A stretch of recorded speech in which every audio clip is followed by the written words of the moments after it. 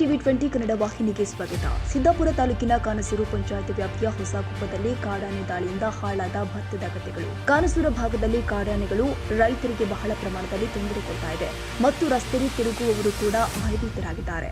ಉಳಿದ ಸಮಯದಲ್ಲಿ ತಮ್ಮದೇ ಆದ ಕಾಯ್ದೆ ಕಾನೂನು ಮೂಲಕ ಅಬ್ಬರಿಸಿ ಬೊಬ್ಬೆರೆಯುವ ಅರಣ್ಯ ಇಲಾಖೆಯವರು ಈಗ ಏನ್ ಮಾಡ್ತಿದ್ದಾರೆ? ಕಟಾವಿಗೆ ಬಂದ ಭತ್ತದ ಗದ್ದೆಗಳು ಹಾಳಾಗ್ತಾ ಇದೆ. ರೈತರ ಜಮೀನುಗಳಿಗೆ ಆನೆ ಹಿಂಡು ನುಗ್ತಾ ಇದೆ. ರೈತರಿಗೆ ಭೂ ಮಾಲೀಕರಿಗೆ ಬೆಳೆ ಹಾನಿಯ ಪರಿಹಾರ ಕೊಡೋರು ಯಾರು ಎಂದು ಗ್ರಾಮಸ್ಥರು ತಮ್ಮ ಆಕ್ರೋಶವನ್ನು ವ್ಯಕ್ತಪಡಿಸಿದ್ದಾರೆ.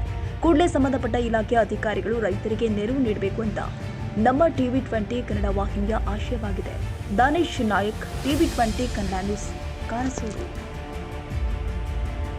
ಕನ್ನಡಿಗರ ಮೆಚ್ಚಿನ ನಿಮ್ಮ ಟಿವಿ 20 ಕನ್ನಡ ವಾಹಿನಿ ಇದೀಗ ಟಿವಿಯಲ್ಲಿ ಲಭ್ಯ.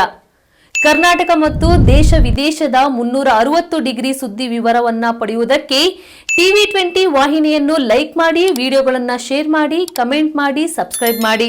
HCN ಕೇಬಲ್ 842 ನಂಬರ್ನಲ್ಲಿ ಹುಕ್ಕೇರಿ ತಾಲೂಕು ಹಾಗೂ ಸಂಕೇಶ್ವರದ ಸುತ್ತಮುತ್ತಲಿನ ಹಳ್ಳಿಗಳಲ್ಲಿ ಲಭ್ಯ. PCN ಕೇಬಲ್ 129 ನಂಬರ್ನಲ್ಲಿ ಹಾರುಗೆರೆ ಸುತ್ತಮುತ್ತಲಿನ ಹಳ್ಳಿಗಳಲ್ಲಿ ಲಭ್ಯ.